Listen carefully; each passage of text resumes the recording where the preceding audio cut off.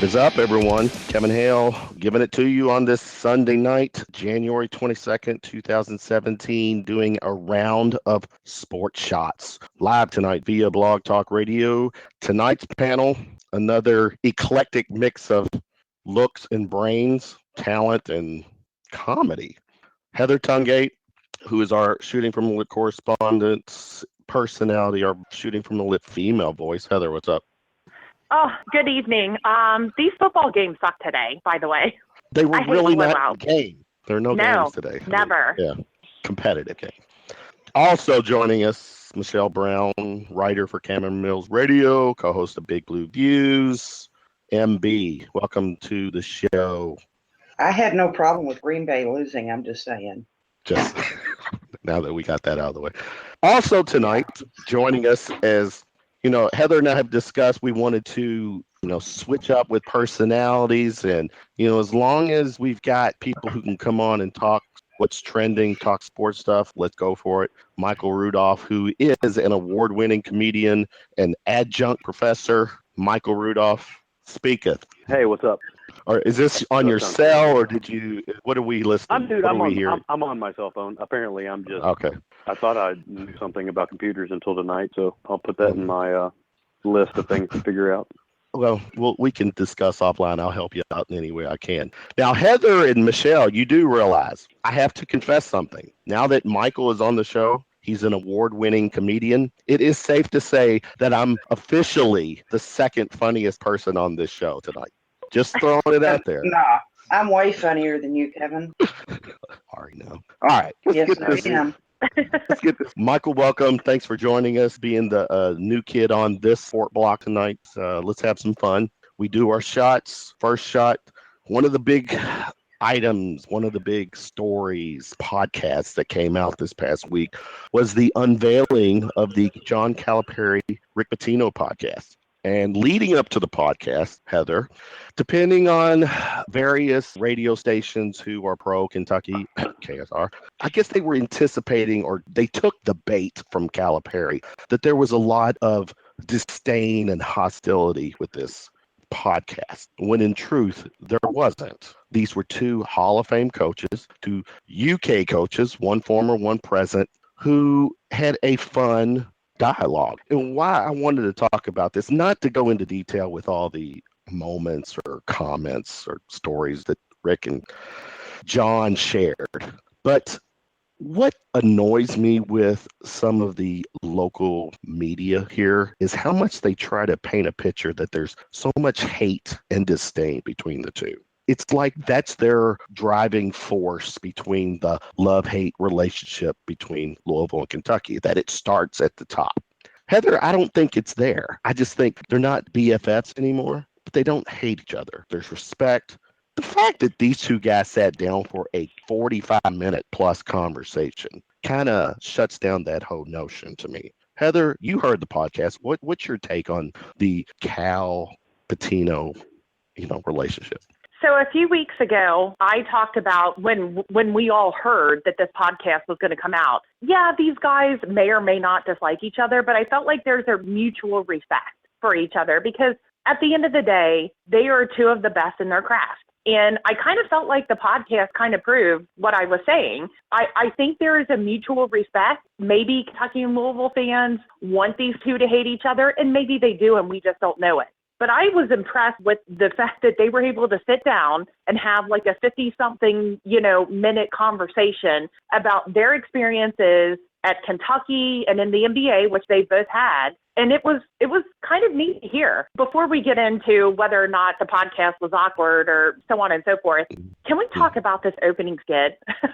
I mean, yeah, go ahead. I get the intent behind it. They were making fun of what everybody perceived their relationship to be. Exactly. But it was odd, and I get what they were trying to do, but it just didn't it was just awkward. I don't know. But at any rate, I think at the end of the day, yes, these two compete against each other. Yes, they probably dislike what one or the other does, but they still respect each other. And again, I like hearing the stories of Patino because let's not forget, the guy did bring us back from what was virtually a death penalty, especially to a storied college program. And and whether you like what he does now or where he is now, I don't know. The feedback that I've seen is that a lot of Kentucky fans respect what he did for the program, but they still have mixed feelings about him being at Louisville. I don't know.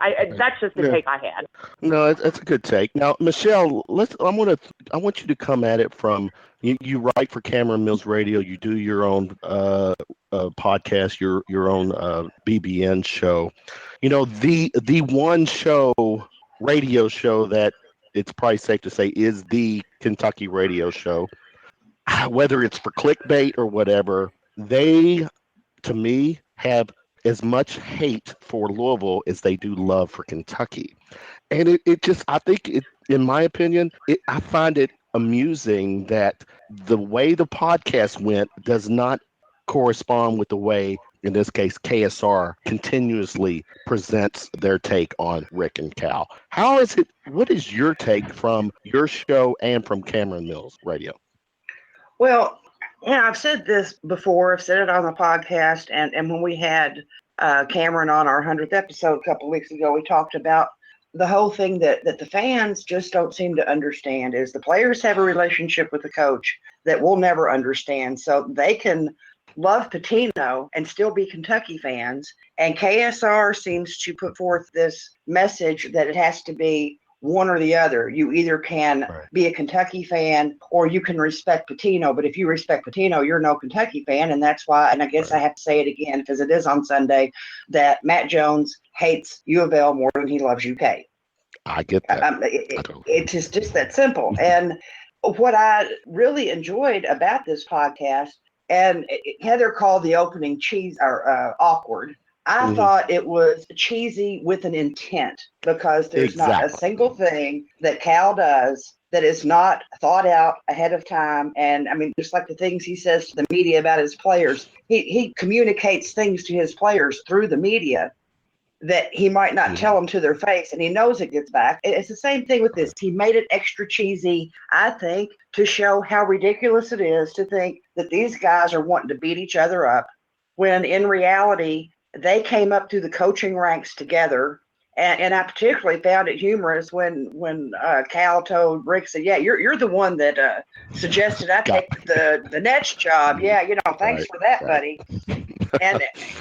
And much like Cameron's documentary, what this did was remind me of when I liked Patino. And it pained me a little bit to say after the documentary that my heart was softened a little bit. I still think Patino of 2017 is a jerk of epic proportions. But Patino of 1996 was a pretty cool dude. And I have to keep reminding myself of that. And like I said, we don't have that championship without him. We don't have our program brought back to the point where a John Calipari can come in and take us to a whole new level.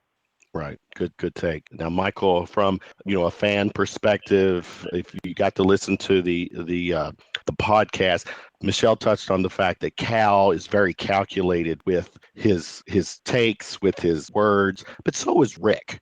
And Michael, my guess is that there had to be some conversation before the podcast started that this is what we're gonna talk about, and this is the flow of it. But together those guys to me prove that it's more, the hate is with the fans and with certain media than it is with the coaches. What was your take?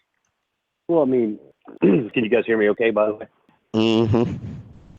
Yeah. So my vested interest in the University of Kentucky started in 2009 or 2008, whenever that was. I think it was 2009. And Kentucky fans have been in it since we were born. So our hatred, with quotation marks around it, for Patino is 100% based on the fact that he went to Louisville, right? People were so bent out of shape about that. We should hate him for doing that kind of thing. I grew up in a household where my parents rooted for Louisville when they weren't playing Kentucky. Yeah. So I never adopted that particular, stance. But I think we some of my best friends are Louisville fans, so the hate that I have for Louisville is more of a ha ha ha, you suck to my friends kind of thing, right. you know? And so I don't expect Calipari to hate Pitino. I don't expect them to do that because they both are doing very difficult jobs in a very difficult setting. And so when they get in this podcast, a lot like Michele said, and a lot like Heather said, they're kind of like playing to that fact or poking fun at the fact that we think should hate each other. Right. And it's just, I don't see that that's something that's real. I think it adds fuel to the fire. If you're a fan, you want the coaches to hate each other and you want the players to hate each other and you want, DeMarcus Cousins to slam Jared Swapshire's head off the floor and ha ha ha, you guys can't beat us kind of thing. But that's just not the case. And honestly, since, Kentucky is now 8-2 against them since Calipari came in, it's like this year's loss to Louisville stung basically not at all to me for some reason. It's like, I agree. Well, we can't literally win all of them kind of thing, right? And so it's been a lot of it's a lot of fun listening to the podcast. It's exactly how I expected it to be. I didn't expect them to get on there and just call each other names and log off. That would be dumb. So I appreciated the way they did the podcast, and I think there's probably some Kentucky fans out there that think it's ludicrous that they can, talk to one another and not hate each other, but I enjoyed it. Yeah. Not only Kentucky fans, and I'll go back to these radio shows, certain media, Heather. I think it was a buzzkill for them that, Rick and Cal get along. They're cordial. They're probably not sending Christmas cards to each other, but there is respect. But Heather, as we wind down, it's the podcast is come and gone, and what to me Calipari has continued to do is continued to brand himself and the university, and he's pardon my French, a fucking genius to have someone like Pitino as a guest on his podcast. So there's my. No, you know what? Honestly, I agree. I again, and like I have said, multiple times, even on this podcast, is that I think these two guys, at the end of the day, yes, they coach at rival schools. Yes, they should supposedly hate each other in quotation marks, but they have respect for each other. And the fact they have a lot, and again, if you listen to the whole podcast, they have a lot of similar, like, what's the word I'm looking for? They have a lot of similar situations, instances, how they came up in the coaching ranks. They have a lot of parallel. They have a lot of connections to each other. Exactly. Right. Yeah.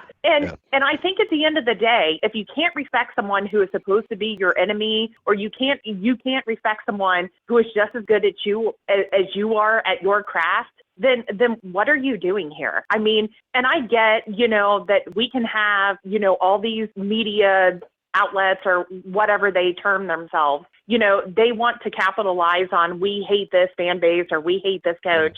And trust me, there are things that Pitino does that even puzzle even, I think, a lot of Louisville fans. And I have a lot of Louisville, I have a lot of friends who are Louisville fans. But at the end of the day, they are both good at their craft. I think they respect each other for that. And what's wrong with that?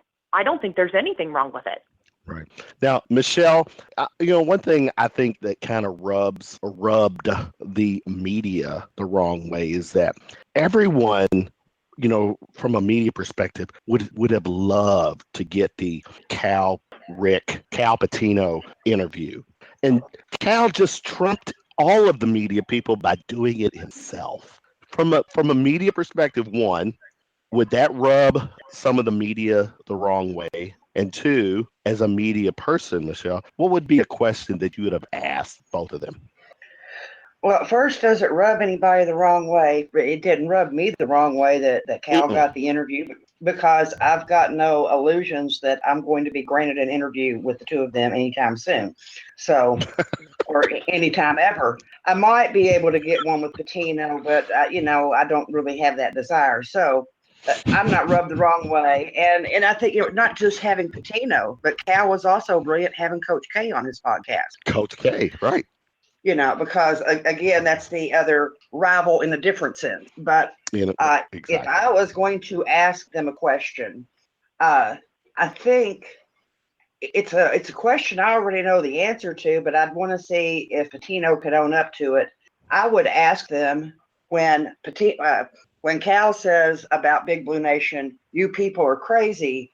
Right. You know, what does he mean by crazy? And I take it that he means we're just over the top, passionate, enthusiastic. It's this big thing in front of us. When Pitino called us crazy, I want him to own up to the fact that he was saying we were batshit crazy.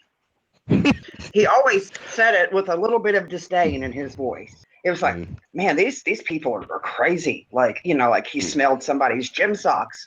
And Cal's like, you people are crazy. And he loves it. So, you know, that's it. I just wanted to say, you know, Cal to say, I embrace the crazy, and Pitino to say, I got enough crazy in my own life. I don't need more from the fan base. Wow. See, Michele, you are giving me a running as the second funniest person on the show tonight. I applaud that. I like that. I'll beat you every day and twice on Sunday. My goodness. It is Sunday, so I guess you got me once. All right, Michael, wrap us up. Thumbs up, thumbs down for the podcast. And what is your take on Cal putting a medium like this together to obviously put the spotlight on him and the program? Well, he's a genius, first of all, from a marketing standpoint. He knows what technology mediums are hot, right? So he picked a podcast, obviously, to have Pitino on. But I want to piggyback on something that Michele said about you guys are crazy. He spoke to a certain coach that used to coach with Rick Pitino. He currently coaches a team in Cincinnati that's not Xavier. So that's the anonymity that I'll maintain. And he told me that when Pitino took over, when Pitino took over at Louisville, he got a package in the mail one day from a lady that lives in the mountains somewhere in Kentucky, and it was filled with voodoo dolls of his entire family. Wow. And basically said, as long as you coach at Louisville, I'll be poking these voodoo dolls every day, and your family will never be successful, sort of thing. So yeah, Kentucky. Yeah, no, that's a true story. And when I heard it, I didn't. That even, is like, crazy. I didn't even, but there you go. There you go. Yeah. Yeah, absolutely no flinching from me. I knew that was probably real. So yeah, Kentucky fans are crazy. I called into work before the day after a bad game. 2 years ago, I had people over to my house for the Wisconsin-Kentucky game in the Final Four when Kentucky was undefeated. Many of the people here weren't as big of fans as me, and when they were leaving, I was sitting out next to my fire pit, not talking to anybody, and people were patting me on the shoulder, said, "I'm really sorry, man. I'm really sorry." Like someone had died. So I get the craziness because we all have felt that before, right? It's like a part of who we are. It's part of how we identify ourselves. So yeah, we're nuts. That's fine. But I'm sure Pitino probably thinks we're a little crazy as how we've reacted. He has. Oh, hell. If he's getting a package of voodoo dolls of his family, he probably has the right to take that crazy to the level that he's taking it. So he brought it upon himself, as far as I'm concerned. He brought it upon himself. I'm joking. It was my mom who sent the package. She's nuts. She's nuts. Mama Rudolph is nuts. All right, let's go. Shot number 2. I'll start with Michele here. You know, as we're getting close to, and this is in regard to the college football signing period is coming up in February.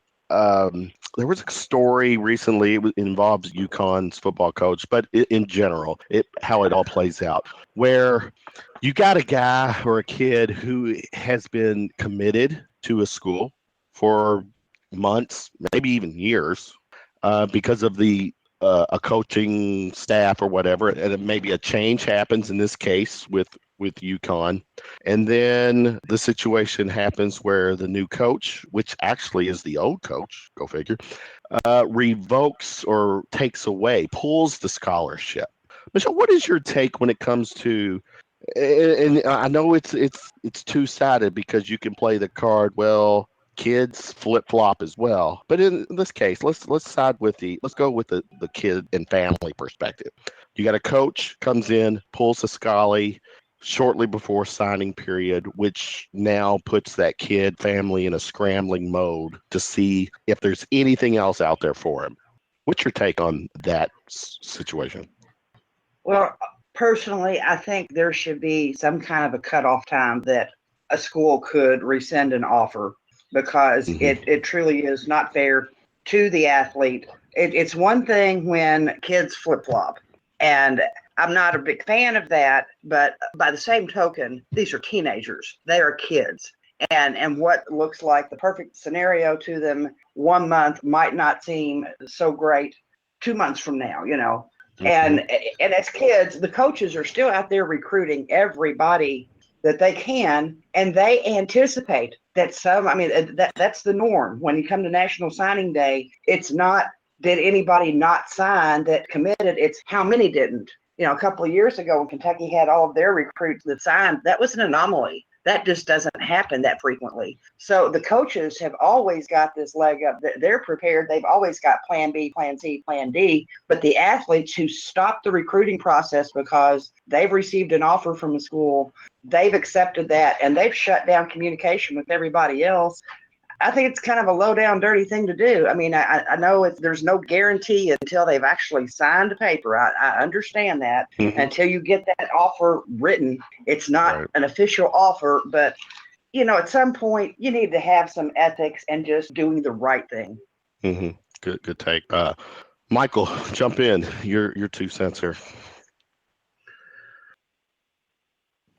And like most of the conference calls I've ever been on in my life, I was just on mute. So, yeah. Live radio. Yeah, exactly. So here's the deal. A lot of times we make a big deal about getting their scholarship pulled. I know a few people that have had Division I scholarship offers, and one thing has always been pretty constant is the fact that they had another one, maybe 2, maybe 3, maybe 4. I understand why we feel bad for the kid getting his scholarship offer pulled kind of thing.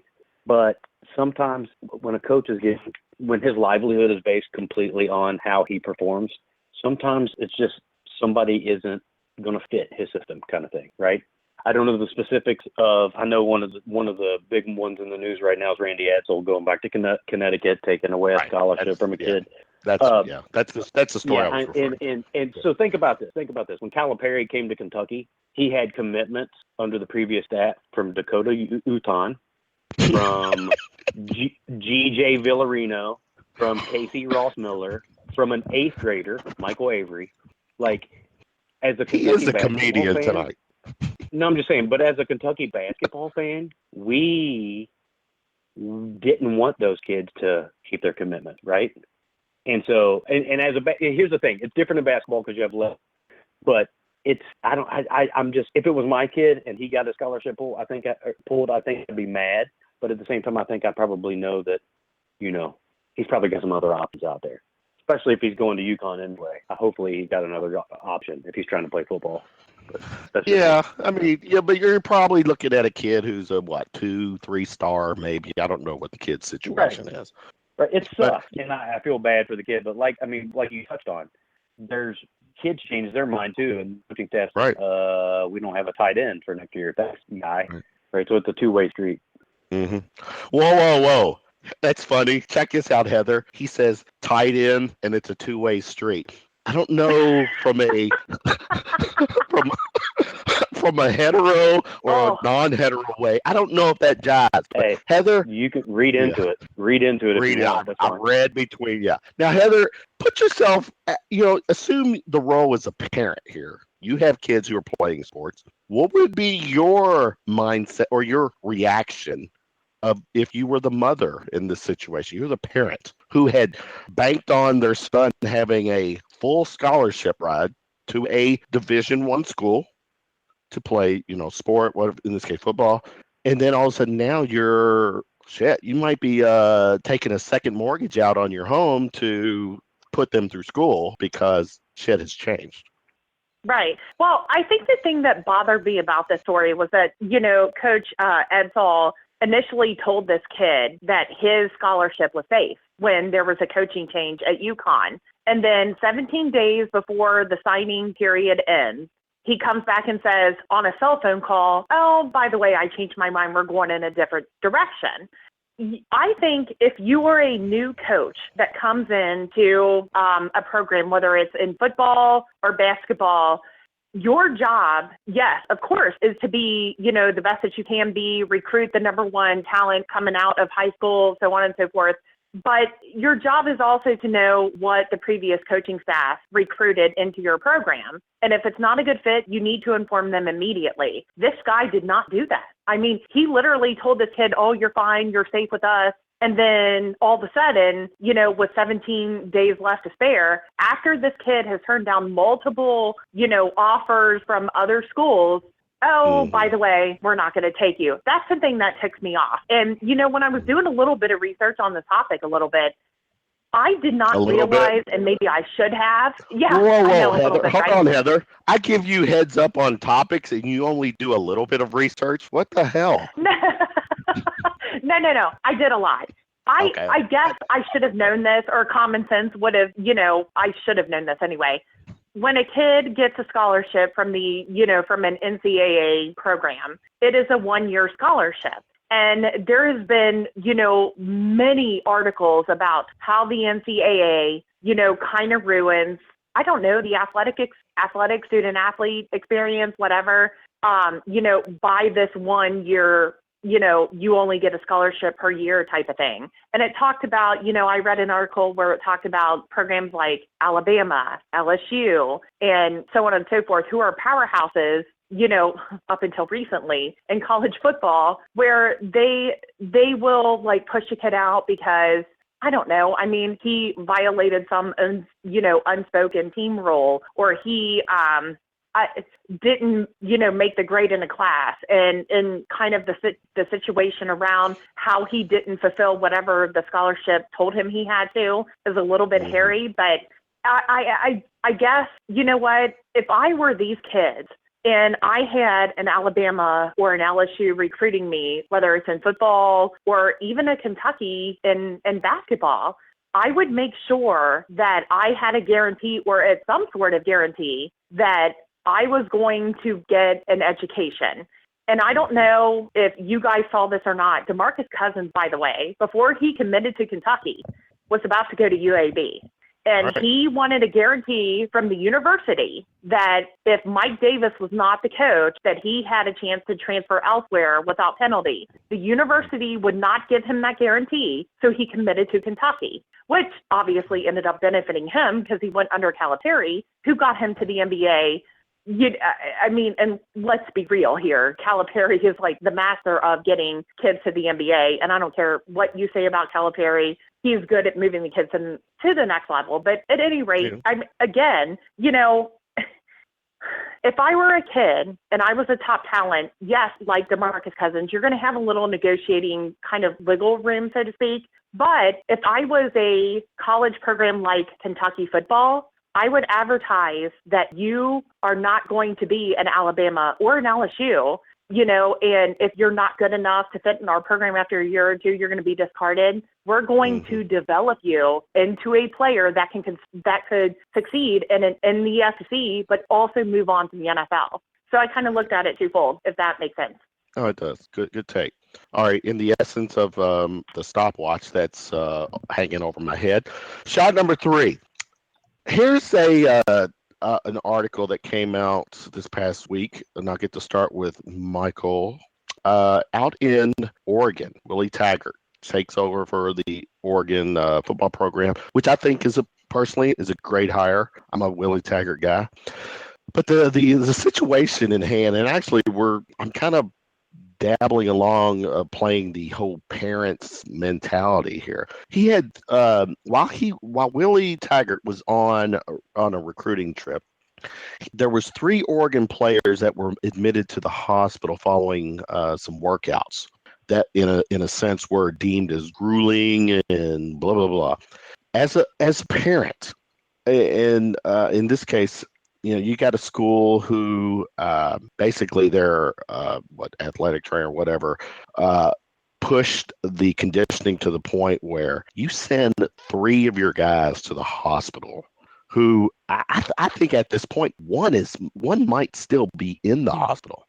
What does that say, or what's your take on again from either a parent's perspective or a fan perspective when you see this? And here's the other take too. Just found out Oregon, one of their coordinators has been suspended without pay indefinitely, and actually is getting ready to be fired because of a DUI situation. So you got a situation at the school where Taggart comes in, and he's not exactly his people underneath him are not exactly shedding the school in good light. But again, in this case, conditioning to the point where the players are hospitalized. I mean, what's your take on that? I mean, this is a tough one for me because my initial reaction was like, wow, way to go, stupid. Right? That was my initial reaction when I was reading it. Then I saw a lot of his players on Twitter coming to his defense saying, hey, it really wasn't that big of a deal, which leads me to believe, and this is an assumption on my part, but when there's a coaching change, if I were in college and I was playing a sport and there was a coaching change and there was a little bit of a grace period between coaches, I may fall a little bit out of shape.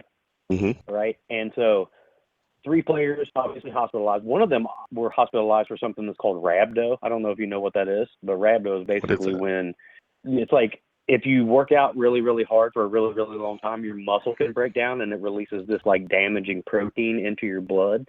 And it damages your kidneys ultimately. That's what rhabdo, I think it's called like rhabdomyolysis or something of that nature. But it's from grueling workouts, grueling exercise, pushing somebody to the limit. So as a parent, the first thing I would ask, if it was my son, okay, so I have a 4-year-old son, maybe he'll play sports one day, maybe he'll play the saxophone. I don't know. But I would ask. What's wrong with the saxophone? You implied that there's something wrong with the saxophone. No, Bill Clinton played the saxophone, and it's fine. So I would say, no, he did. Don't mess with me. I know my instruments. But anyway, so I would first of all try to seek to understand like what happened before I flip out, right? So, hey, what happened? Like, why did you get hurt? Were you out of shape? Did they push you too hard? And at the same time, I rely on the coaches of a team to take care of their players.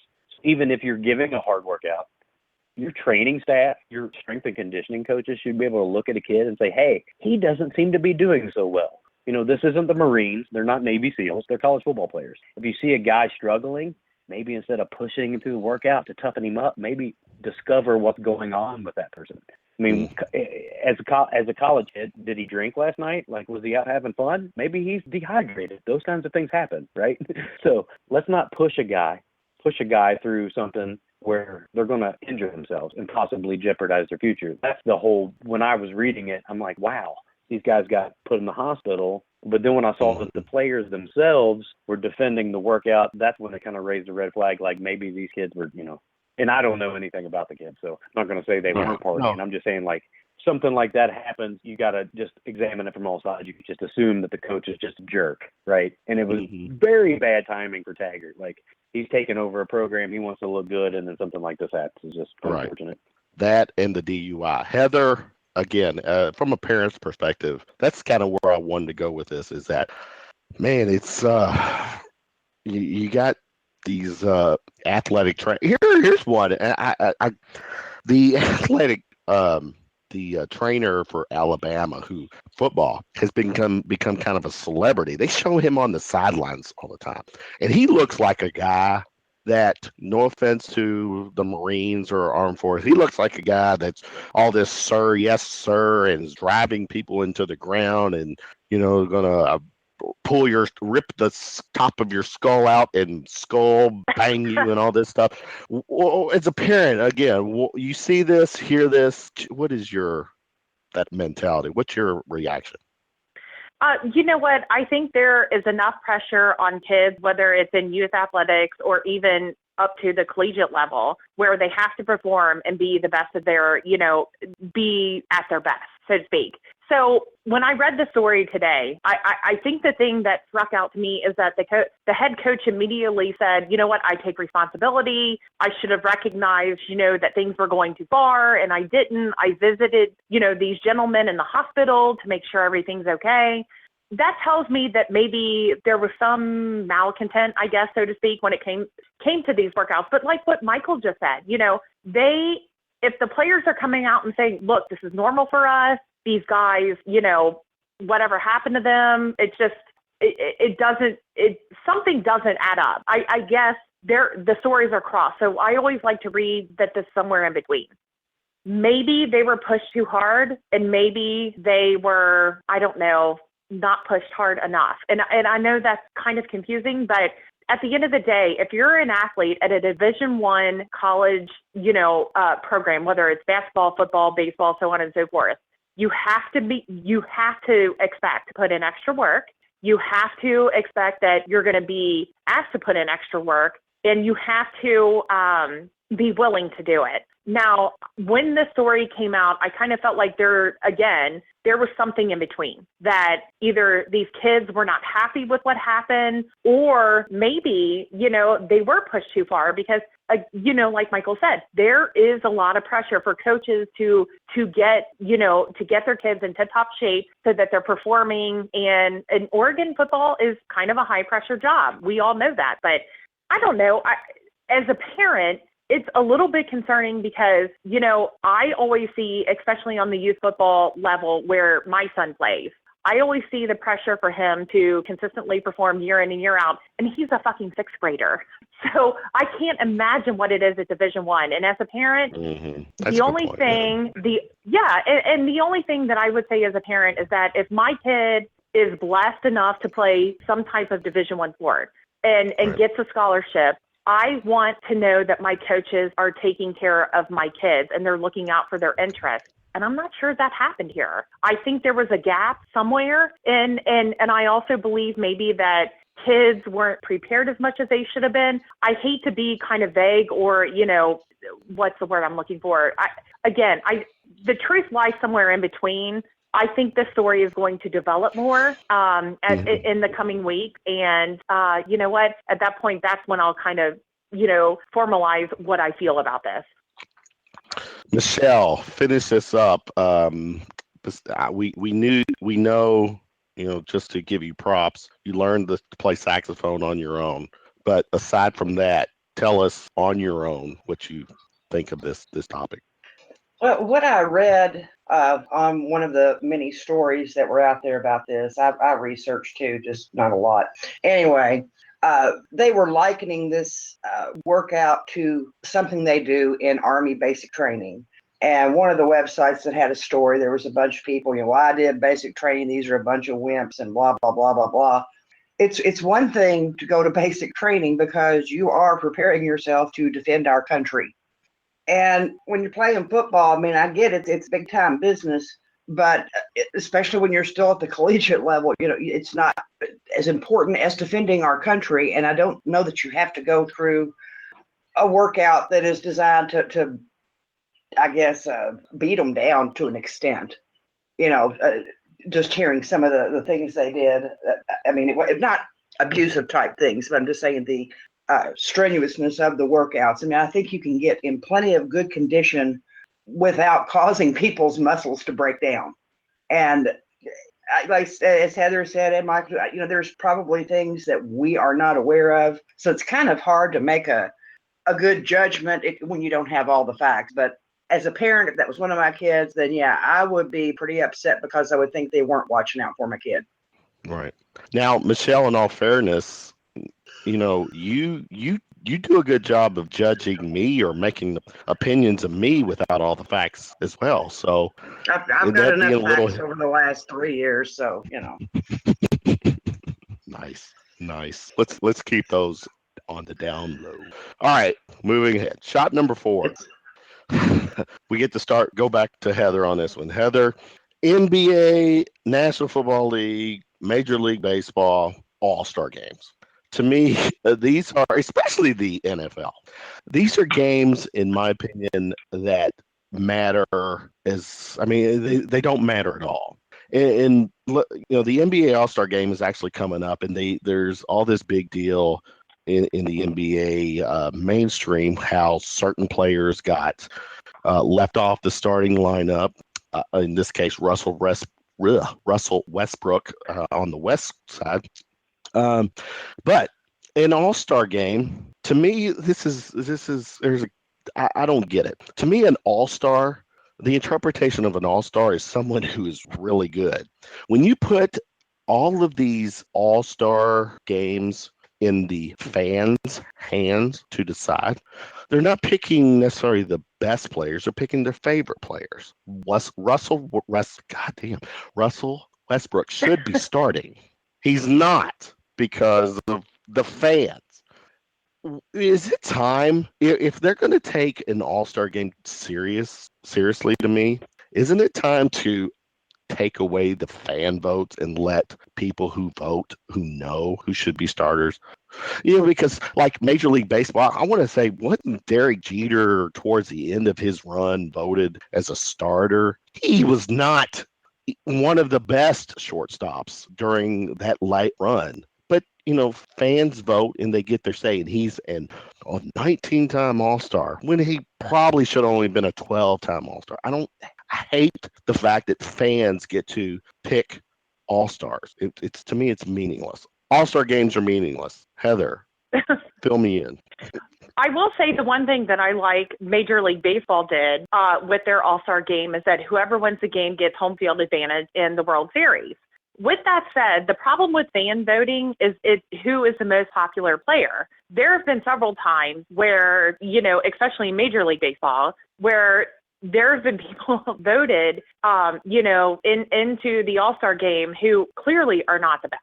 And when it comes to the NFL, which I'm sorry, their Pro Bowl is a joke. It's to the point where none of these players want to go anymore. I mean, hell, look what happened to Tyler Eifert, tight end for the Bengals last year. He broke his foot, ankle, whatever it was in the Pro Bowl, and he ended up missing, pretty much the first half of the season, and it affected the Bengals. I mean, and there is no payoff, I don't think, unless it's monetary, which I think it is in the NFL, for these guys to go play in the Pro Bowl. And it's the same. And I don't know how it is in the NBA, because I'm going to be honest with you guys, I don't pay attention to the NBA until it gets to the playoffs. Unfortunately, I'm like this weird reverse Kentucky fan. I should completely pay attention because we have a lot of, we have a shit ton of players in the league right now, but I don't. With that said, here's what I would tell the pro sports guys to do. And, with Major League Baseball making the game mean something, as far as when it comes to home field advantage in the World Series, I think that's important. And I also think that, you can have the fans vote because it makes them you still have to have it because it makes them a part of the game. And you have to have some interaction. However, I would also have people, vote like your sports writers, your players, so on and so forth. I might have their vote count a little more than, the fan vote because, it stinks, especially with the fan vote, if you're voting for somebody that's in a bigger market team that has arguably more fans just because of where they live, according to population, I mean, how is that fair to these smaller market teams? And by the way, and it's just like today, Major League, the MLB Network posted something about, who is the best first baseman right now in Major League Baseball. And there was one glaring omission. And I'm not saying this because he's a Red player, but how do you give the fans a good opportunity to vote when you're not putting up clearly statistically who are the best players in their position? And this is going to take some, I guess, cooperation or, with the sports writers and the media, that you need to put all of the information out there so that not only can fans make informed decisions, but not only so can your colleagues and the league make informed decisions. So I don't know. I kind of like the MLB model that, the All-Star game does make a difference as far as home field advantage, but you know what? The NFL, a much more violent sport. It's going to be hard to justify making the Pro Bowl anything more than it is at this point, because I don't think NFL players want to play in it. And when it comes to the NBA, I don't know what their stipulation is. So, well, I think the NBA those guys are attention whores. So to them, it is a true exhibition where they get to basically run up and down the court uncontested, no defense. Unlike football. And to your point, Heather. Yeah, and it's kind of fucking boring to watch. Right. Yeah. Right. So let's go. Michele, your take on the All-Star game scenario. Well, clearly they mean nothing. regular season games don't mean anything to the so-called superstars of the NBA. So how can the All-Star game mean anything? I mean, when you don't travel to away games because you're resting up, give me a break. Rest up from the All-Star game if you're that worried about your legs in the late part of the season. But it's putting the votes in the hands of the fans who really don't understand a lot, who don't understand what a star is that's already been pointed out. If you want to involve the fans, let coaches, writers, whatever, the suggestion that Heather had, have those people vote and get your starting lineups. And then you have fan picks. Maybe, for the NBA, maybe it's 3 fan picks, or for baseball, maybe it's 5, and football might be 10, whatever. They get a say-so, but at least then you've got a fighting chance of actually having all-stars playing. Right. Now, But Michelle, I find them all what's very your boring, actually. I think, all right, Michael dropped. We'll wait for him to call back. Michelle, who's that imaginary kid that you have referenced in the past? Little Johnny. You say I dropped? Yeah. All right. Did you drop? I did Or drop. somebody? Oh, no, you I'm here. dropped. I think it was, yeah. I see, Miss Michael, when your headset thing dropped. But yeah, to your point, Michelle, little Johnny is probably the one who has got like this stack full of those things that they vote, or what, I don't even know if they still do it on paper, but they're the ones that are voting for all of his favorite players. Probably all the ones that wear jersey number 23. He's probably still voting for Little Johnny is probably that little moron that goes around and picks a favorite team based on one player. Balance. And then when they don't play anymore, he switches teams. So little Johnny's not even a fan. He's just a collector of participation ribbons. So there's all I got to say about little Johnny. Yeah. Well, there you go, Johnny. Mr. Michael, share with us your take, Mr. Ballot Shithead. Yeah. So, okay, in the NBA, Russell Westbrook is averaging a triple-double. He's averaging 30 points, 10 rebounds, and 10 assists. Like, Enough said. And he's a very unlikable guy for certain people. That's it. I like Russell Westbrook, but people do not like him because he dresses weird. He's arrogant. I compare him to Cam Newton in the NFL. He's a dude Kevin Hale plays at and Kevin Hale, absolutely. He has talent though, so that's what separates him from you. Oh my God! No, but I he's love just this a guy. motherfucker. He's a guy that, like, it's easy to dislike Russell Westbrook because he's flamboyant. He gets agitated. He talks trash. But he's averaging a triple-double. I mean, how is he not a starter? Because Steph Curry is, like, everybody's favorite, little lovable, looks like a 12-year-old still point guard. I just don't understand it. And so the All-Star games to me, NBA entertaining. I watch the NBA All-Star game every year. MLB until this year counted for home field advantage, like Heather was talking about. They literally just announced in December that that's no longer the case. It does not count, which is weird. Like, it was the only All-Star game that counted for anything, but now it doesn't. NFL pointless. I've never watched a Pro Bowl. Not one time in my entire life I ever watched a Pro Bowl, and I love football. But it's after the Super Bowl. So think about that. Most other All-Star games are during the season, like midway. And then we have the Pro Bowl, which is the week between the Super Bowl, or it's next week, right? It's between now and the Super Bowl. Like, who wants to watch that? No one wants to watch that. Why would I want to watch that at all? I just wanted to watch those guys run around and play on the beach when they had the beach football game. Flag football. It's insane to me. Like, I get it. All-Star games are cool. They're a showcase. But outside of Little League in the major leagues, I have the home run derby is the best part about the All-Star game, right? As far as baseball is concerned, I love the home run derby. The dunk contest used to be cool when the top players would get in it, but now everybody's so worried about their image, they don't want to lose, sort of thing. So it's just like we have a B list of NBA celebrities every year in the dunk contest, and that's just nonsense. That's a good point. It drives me. It drives me absolutely insane. It drives me insane. Like, if I'm the best of the best, I want to go out there and try to dunk at the best of the best. Remember Jordan, Dominique, and freaking Spud Webb? It was like balls of mushroom. Went out and won it one year in Dallas, but it drives me absolutely bonkers that the All-Star Game dunk contest. Dude, the Birdman was in it one year. Do you remember watching that? I do. Watch that one when Chris Anderson was in it? Yes, Chris Anderson. Right. He did not dunk once.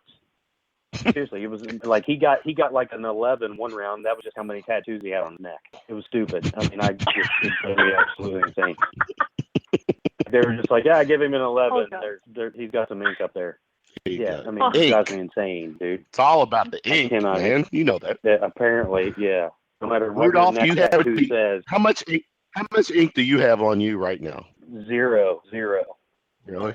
Not even a Sharpie with my initials on your hand? Nothing. Okay, nothing. Okay. Absolutely nothing. I haven't found anything I like enough to have it tattooed on me forever. Right. I might get like a 2017 national champion Duke tattooed just so they lose. So they just I'm stuck with it. Like, that's a good question. Let me throw it out there. Yeah, let me throw it out. Heather, do you have? I bet Heather has. I bet you she does too. Heather, do you have a tattoo? I do. Just how one. many? No. One. Is it a what doll? is it and where? What is it and where is it? It is a butterfly, and it's in the middle of my back. It is not a tramp stamp. It is in the middle of my back. Short story real quick. You just have really small wings tattooed on your back. Very cool. Yeah. So my dad had this. So hold up. My dad had this thing that if my sister and I ever got a tattoo before we were the age of 18, that he would sandpaper it off. My dad has a very strong opinion about tattoos. I'm pretty sure it's because he has a younger brother who, God bless my Uncle Steve, who is tattooed to hell and back. He's a biker guy. My dad just doesn't like them. That's his thing, whatever. So my sister and I, one year when we went on spring break, decided, sober, by the way, that we were going to get matching tattoos. And we went to the tattoo parlor one morning and said, okay, let's do it. We fill out the paperwork. My sister Holly chickens out and says, Dad's going to kill me. I can't do it. I'm like, fuck it. I'm going to do it myself. So I got it in the middle of my back so nobody can see it. But eventually my dad found out about it, so it's fine. But yeah, that's my one tattoo. Let me guess. He found out about it when you're dressing slutty one weekend at a family gathering, and he found the tattoo, right? No, it was when we went on a family vacation, and I was on the beach in a bathing suit. Then he saw it.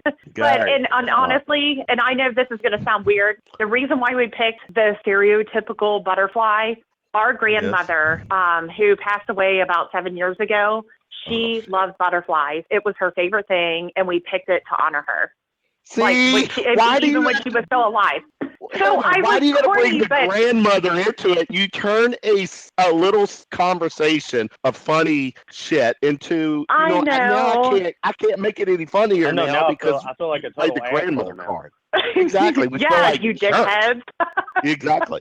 No, she was my last. When I got the tattoo, she was my last living grandmother, and I did it to honor her. So. All right, buzzkill. Michelle, do you have a tattoo? No, and no, I don't.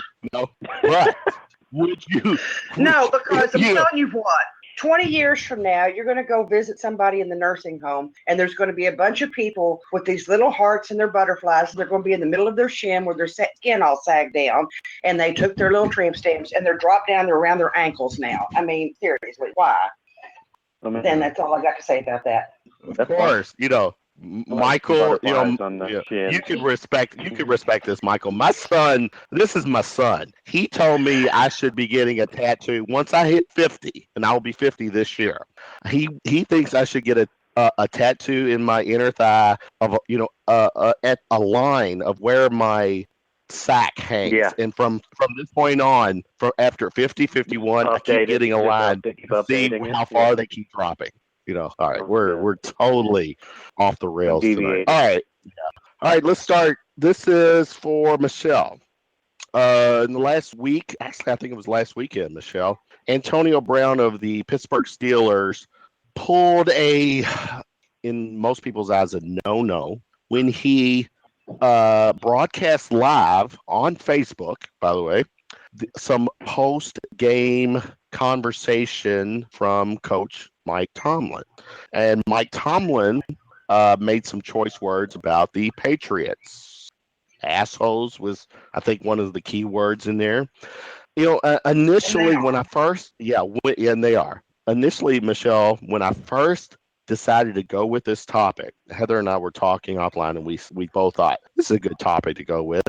We were like, the question was, is that, because the Steelers came back and we thought, did they just throw Antonio Brown under the bus? But in a great swerve since that whole ordeal, it comes to find out Antonio Brown signed a 6-figure deal with Facebook to start doing Facebook Live videos. And there was his, per se, inaugural video. So, Michele, I throw to you. One, let's not take into Facebook yet. But the fact that Antonio Brown did film live the presser, not actually wasn't a presser, it was Tomlin speaking to the team after the fact. A no-no. What was your take, one, on the etiquette of Antonio Brown doing that, and now that the fact that you realize that Facebook became a partner with Brown, so that there was now an intention from Brown to throw it out there because of his contract with Facebook? Well, did he know what Tomlin was going to say before he said it? No, of course not. He didn't. Well, there. So, Right. He lucked into internet gold, if you will. Good point.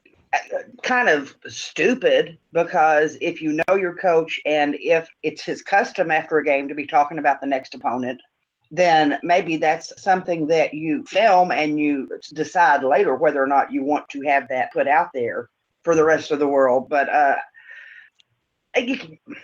this was live, though. This wasn't right. Well, film, what I'm saying, though, is if you know that your coach, and I don't know if he does or not, but, because we didn't have the Facebook Live videos from the previous games. But if that's what your coach normally does, then you had to see that coming, and then you're incredibly stupid giving the asshole Patriots any bulletin board material. If this is a new thing for Tomlin, then he had to know his words are getting recorded from somebody, somehow, somewhere, and it could surface because this is the electronic age and everybody's got their cell phone, and there's almost nothing you can do without it being blasted to the internet at some point if it's juicy enough.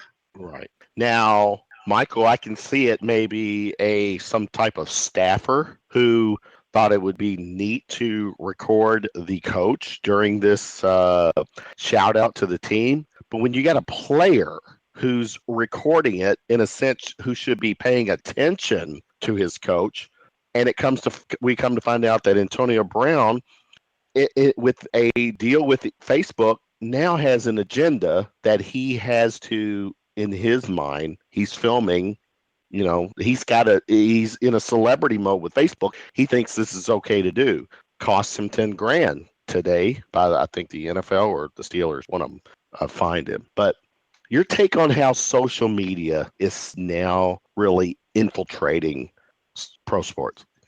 Well, it's infiltrating pro sports to the point where they have policies against it. Mm-hmm. And the NFL's policy against social media is that you can't, I believe it's 30 minutes after a game, you can't be on it. So exactly right. He broke that. So I laugh at the notion that Mike Tomlin apologized for using the word assholes in a post-game speech. I don't know many ministers that would apologize for saying asshole. That's weak in my opinion. It's football, okay? He's in the locker room. If I'm Mike Tomlin, I'm saying, okay, he shouldn't have been recording me. That's literally all I'm saying. I'm not apologizing. Mike Tomlin said something to the effect, if I have kids and our players have kids and I shouldn't have used that language. No, Antonio Brown shouldn't have been recording my conversation. I've said things to my friends sometimes that would probably get me fired from my job, but I'm just saying it off the cuff, laughing, joking, not even being serious. This is an NFL coach. Michael, would you like to share any of that on live radio right now? No, not right now. Okay, just maybe next time. That's fine. But seriously, I don't understand why. I mean, it's 100% Antonio Brown's fault. He shouldn't be broadcasting live, especially if he's got, I didn't even know this about Facebook Live thing that he's got going on, but that's putting yourself before your teammates. And exactly. So I hate the Steelers. I don't like the Steelers. They're my least favorite sports team on the planet. That's professional, college level Steelers. So at the end of the day, I'm glad that he's able, if he wants to, since he's got a sponsorship now, to record them all crying in their locker room tonight after they got their ass beat by the Patriots. And that's all I have to say about that. Nice. He has Bring it. 100% permission from me. Will you please record Mike Tomlin up there with his weird look on his face? And would you please record the rest of the Steelers trying to figure out what the hell just happened? Because you guys just got smoked in Foxborough. Please put that on. That'd be cool. I'd enjoy that. That's all I got. Okay. I mean, how stupid are you? You're not allowed to be on social media, so you're not allowed to tweet. You're not allowed to even make a status update, but you're just going to stream live. Like, you're talking about taking it to the next level, right? That's insane to me. What an idiot. But it got him the. I mean, that's a pretty good marketing campaign, right? Got him the exposure he needed. Oh, hey, by the way, tune in every week. Antonio will be doing some shit he's not allowed to do. Now, Heather, when you and I talked midweek about this topic, we thought this topic was a good one. And I think, correct me if I'm wrong, at the time you brought it, or one of us brought it up, you thought that maybe the Steelers were throwing Antonio Brown under the bus. Is that what you thought at that time? I did initially, you know, and again, I kind of thought about, so this brings me back to one of the tweets that I've ever sent out that had the most action was the Nick Young, Andre Drummond whole thing when he recorded him in the hotel room talking about how he was cheating on his fiance, who happened to be famous. It was Iggy Azalea. So, you know, it kind of reminded me of that in an essence that, you know, here we go again, somebody, you know, recording another person without their permission and, you know, and it's resulted in kind of like a distraction, I guess, so to speak. So here's my take on the whole thing. First and foremost, Antonio Brown did clearly violate league policy and, I guess, Pittsburgh Steelers policy. And I'm sure a lot of teams have this clause, you know, when it comes to their, you know, company policy, so to speak, that you don't want your cell phone out recording in a locker room. I don't know if people remember this or not, but I think a reporter or a news organization or somebody inadvertently captured, who was it, Andrew Whitworth? Michael, you might remember this. In the locker room naked, and it went out on air a couple of years ago, and he was disgusted by it. And, you know, like, people need, to be more accountable for what they do.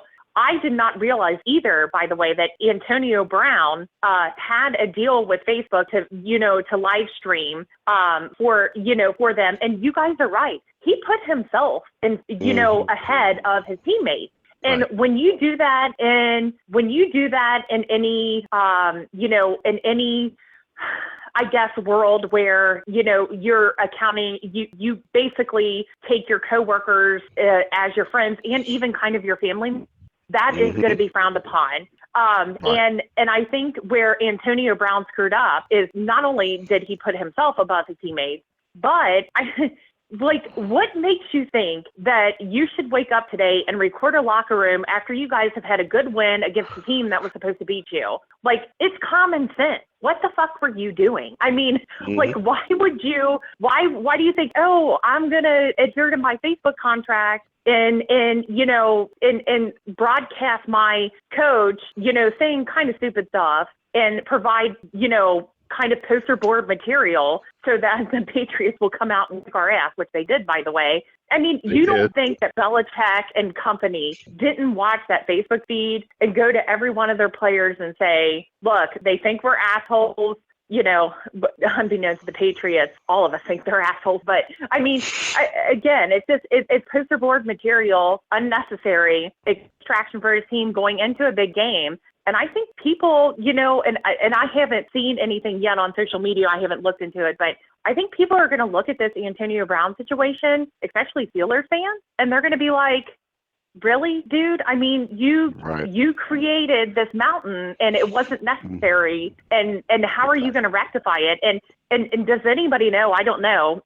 What are Steelers fans saying? Like, are they bashing him? Or, I mean, what are they saying about the whole situation? I don't know. I honestly don't know. And we'll probably see that fall out probably tomorrow. But let's move on to our final shots. This is where I asked the panel to give us their final take on a topic of their choice. We get to start with Michael. Michael, what is out there in the sports world that we have not discussed tonight that you just seem Unsure of something that just rubs you the wrong way, something that you need to purge, get off your mind, get off your chest. I got two things real quick. Go. The SEC basketball is terrible. It's terrible. It's so bad. It's so bad. Like beginning of the season, I remember like during coaches' press conferences, they were talking about the SEC getting like 8 or 9 teams in the tournament. I'm not even sure that many teams will get to the SEC tournament at this point. They suck. They're terrible. Right. It pisses me off because it's like it gives fodder for everyone else to talk about how Kentucky gets. Kentucky's going to get an easy path to the number 1 team. Well, guess what? Now we all know what it feels like to be in other conferences. So they suck. Right. They're terrible. Number 2, Grayson Allen. Okay. I feel at one point this season, I felt like people were being unfair towards Grayson Allen. For real? And acting like the time that they said he tripped a defender on his way to the basket and he was shooting a layup, like that's impossible. It was a trip. Like it still was a trip. I'm saying like he went in for a layup and his back leg like hit the defender's leg and the dude fell down and they were like, he tripped him intentionally. I was literally like, I don't understand how that's even freaking possible to do. But then like 2 games later, he literally tripped someone. And then I just feel like we're being super critical of Grayson Allen. And I don't like it at this point because he's a total shithead. Yeah, I thought for a second that I was going to take his side and say, we're just being jerk because he plays for Duke. He's awful. Right.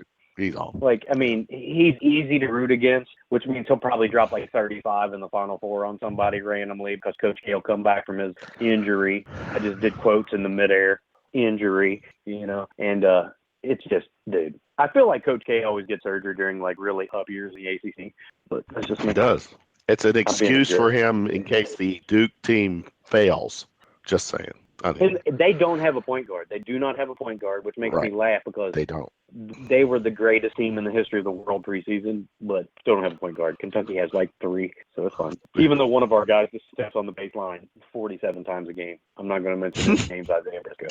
Mr. Briscoe. All right. Heather, your final take. What's rubbing you the wrong way? Not necessarily rubbed me the wrong way, but I just wanted to talk about for a minute staying healthy at playoff time for a lot of these teams. The Green Bay Packers, for an example today, how many guys, they had like 15 players listed on their injury report going into this game, and then they lost, at least 3, I think, during this game. Same thing with even the Steelers. Le'Veon Bell went out with like a groin pull or something during the game. And that affected their game plans. We've seen it even locally here with the Reds. A few years ago, Johnny Cueto goes out in game 1 against San Francisco, pulls like a quad muscle, or not a quad muscle, Jesus Christ, something in his back, whatever it is. And Matt Latos has to come in and pitch. And then ultimately Matt Latos gives up a big hit. But they're only in game 5. But what is going on with these players or these teams not being able to keep these guys healthy? Is it like a conditioning issue? Is it, just the nature of the game? I don't know. I'm just curious to get everyone's take on this. Everyone speak at the same time. All right. Michele, right. Honestly, it's funny that you bring this up, and Michele had brought something up earlier about sitting out on the road in the NBA. I know a lot of people give shit to LeBron and superstars sometimes are sitting out games, but that's the reason they're doing it is because they want to stay healthy for the playoffs. Their livelihood is their bodies, and occasionally you just got to take a rest day. And if I'm LeBron and I'm playing for the Cavs and I'm playing, if I'm playing the Magic one day at home, I might just sit that one out. If they're if you're sitting out at home, that's one thing because your fans have a chance to see the superstars that are commanding the ridiculous ticket prices. But when it's a road game and you don't go, and the NBA has jacked up the prices for that game based on the assumption that a superstar is going to be there, then that's false advertising. Exactly. So the NBA should fix that. I blame the NBA more than I blame the player. As a player, I don't think I need to worry about if I'm getting paid millions of dollars to play a game, but I know that I need to remain healthy in order to compete in the playoffs. The NBA needs to figure that out and not the player, in my opinion. I think that's the NBA's problem. I agree. Because I can't imagine playing a game against somebody that we're going to beat by 30 and getting hurt because the NBA doesn't know how to market correctly. That bugs me. Speaking from, I know a lot of people give LeBron and Steph Curry and guys like that like grief for sitting out games. But my goodness, I mean, if I played I played 2 basketball games the other night and I still can't walk right. So I can't imagine like what these guys do. Granted, I'm 37 and not the best, but still, it's I see it so many times where people are giving grief, like, "Oh, Magic never sat out a game." Okay, well, he's not Magic. He's not Magic. All right, check us out, ladies and gentlemen. We have finished all of our shot topics. Everyone has gotten... No, we didn't. I didn't get my final shot. Thank you very much. Oh, my bad, Michelle. Bring it. Go. Hers final about how much she doesn't like to host. But I've taken all those shots in our message thing that we've got going. But my shot is actually at ESPN. And I have gotten to the point, I've been like this for 2 or 3 years, that I almost exclusively don't turn on ESPN unless Kentucky's playing or there's a game I just really, really want to see. And there's several reasons for that. One, ESPN forgot they forgot their date that brought them to the dance. And that was the fact that in their early days, they were willing to go out there and find all the obscure sports that nobody was covering. And they were truly sports programming with Sports Center peppered throughout the day to give you your scores and everything on the big games. And then they started bringing in the mainstream sports. They got the professional stuff. They got baseball, they got football and NBA and so on. And then they created 57 networks. And what they've managed to do, I mean, they've proclaimed themselves as the worldwide leader in sports. So why can't you get commentators for games that A, understand the rules of the game, B, can open up their freaking media guide to see how to pronounce players and coaches' names, and understand what it's like to be a commentator, to comment on the game that's in front of you and not talk about Duke for 47 minutes of every game, which is another thing ESPN does. They had game day at Duke yesterday. Why? Why was game day not at UCLA? Why was game day not at 10 other places besides Duke? It's because ESPN has become focused on being the news rather than reporting the news. And if you look at their programming on any given day, there's 47 talk shows where people are just sitting there screaming stupid opinions that don't matter a hill of beans to anybody except the people spouting that garbage. Mm-hmm. That's kind of like Facebook right now. Sorry. But get back to what brought you to relevance in the first place. And by the way, can we talk about how stupid you are to schedule on Saturdays basketball games 2 hours apart when you know there is no way in hell that game is going to finish in under 2 hours and 15 minutes? I mean, how many times do you have to join a game in progress and they're already at the second media timeout because you wanted to show me Duke winning by 37 points and we've got to watch Coach K, well, not right now, but generally Coach K walk off the floor with his little rat face. I'm just over ESPN. I'm over them. I'm done. I'm finished with them, not with this, but you get my point. You're not done with me, are you, baby? Or you're not done with me. Well, in some ways I am, but we won't get there. Aw. All right. He asked you know what, Heather. Do what? Michelle. Heather and Michelle. My bucket list. One of my last bucket lists is you all figure this out. My last bucket list needs to be MKH. Ah. All right then. I got it. Hey, real quickly, I said Andre Drummond. Before he got there. Hey, real quickly, I said Andre Drummond. It was D'Angelo Russell that was involved in the Nick Young controversy last year. Totally a goof on my part, but again, we live in a world where alternative facts are acceptable, so we'll go with that. But, speaking of ESPN, and this is completely off the subject, my son and I were sitting here today about 12:30, and he was flipping through the ESPN channels, happened to land on ESPN News for whatever reason. They aired a a commercial for an online lingerie company at 12:30 this afternoon. And the voiceover of the guy in the commercial was, it's a great place to buy sexy wear for my woman, for the woman in my life, blah, blah, blah.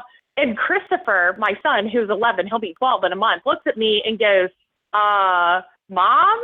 And I said, what are you watching? And it was literally a commercial on ESPN News. I get that they have a demographic to appeal to, but do you really need to do it at 12:30 in the afternoon? I don't know. Right after church. No, it's not even that. And I never pay attention to that kind of stuff. But it's like, what the fuck were they doing? Like, who?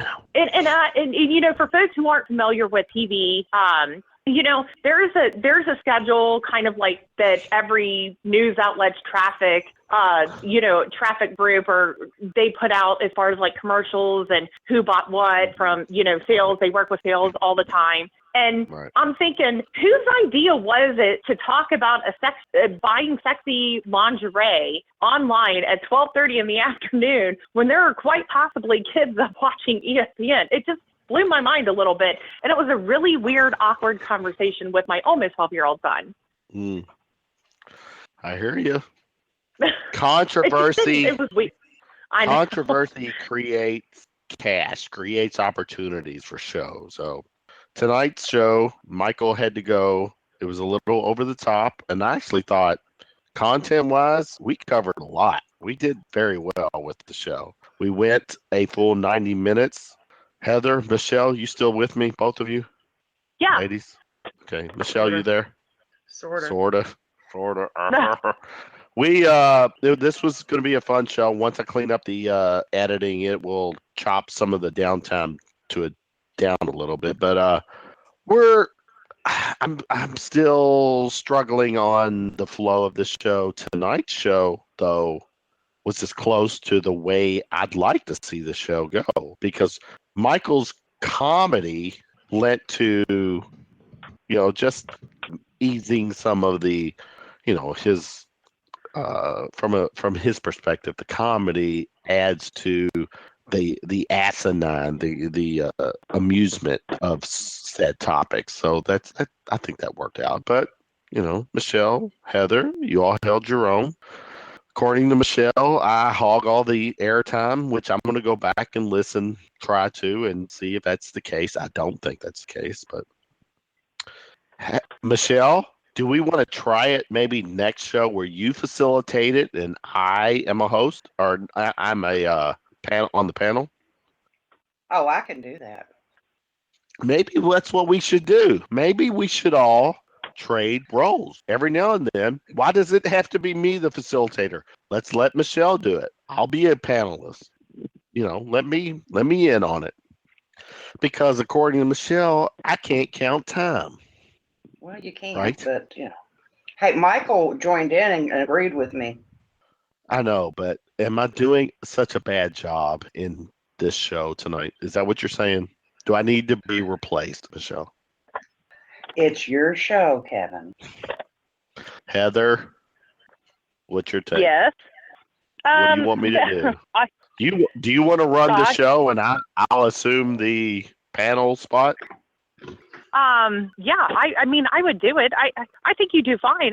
We just, there's always a lot to talk about, especially when it comes to this topic, because, as we all know, it's a world that's constantly evolving and there's stuff going on. So I don't know. I'm along for the ride. It's, I'll host. I just like busting his balls. Yeah, I know. I do. And that feeling I have right now in between my legs, I've envisioned that you've got a hand on it. Oh, geez. That's just nasty. That's just what you said. No, it isn't. Anyway. No, it really isn't. I thought tonight There's was nothing solid. that would feel feel good at all about me busting them, okay? I'm telling you. Well, that remains to be seen. People who want to see that are going to pay $2.99 a minute.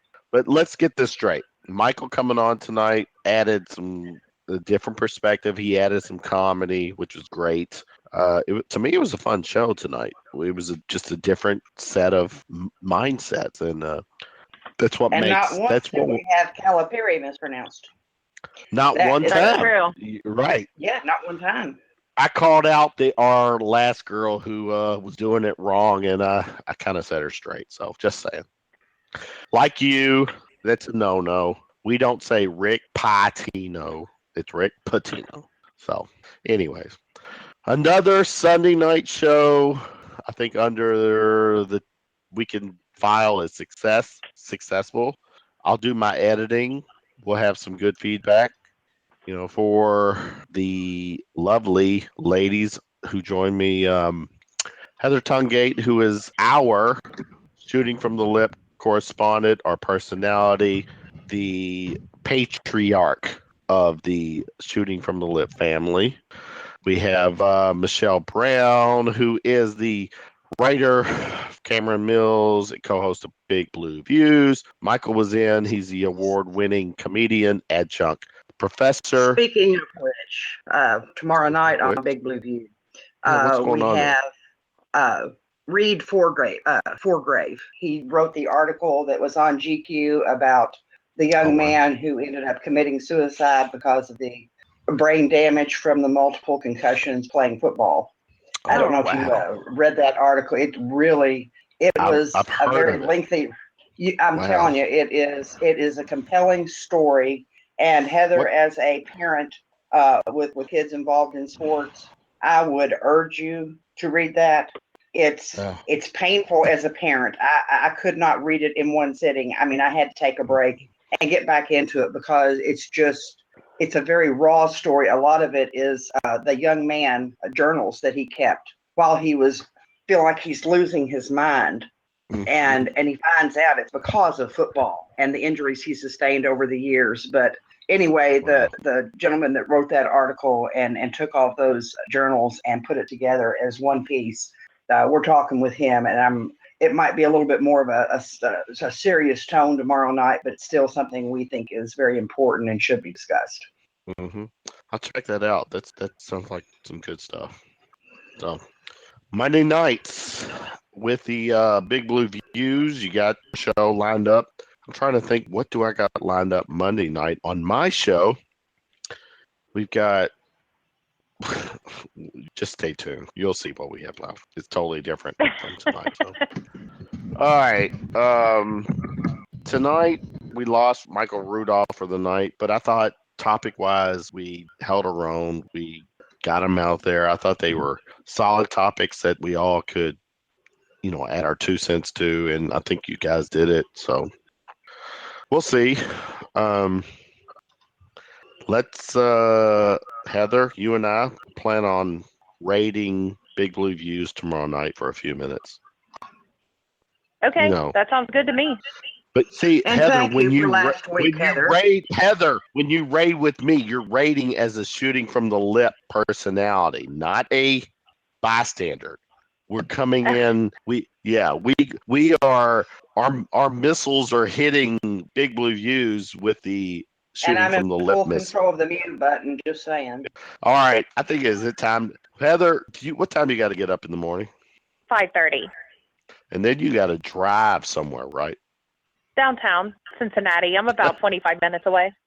Well, Kevin gets here's my take. Kevin gets up at 8:30 because once he gets up at 8:30, all he has to get up and do is change his pajamas to some sweats and then walk to his desk, start working at home at 9:00.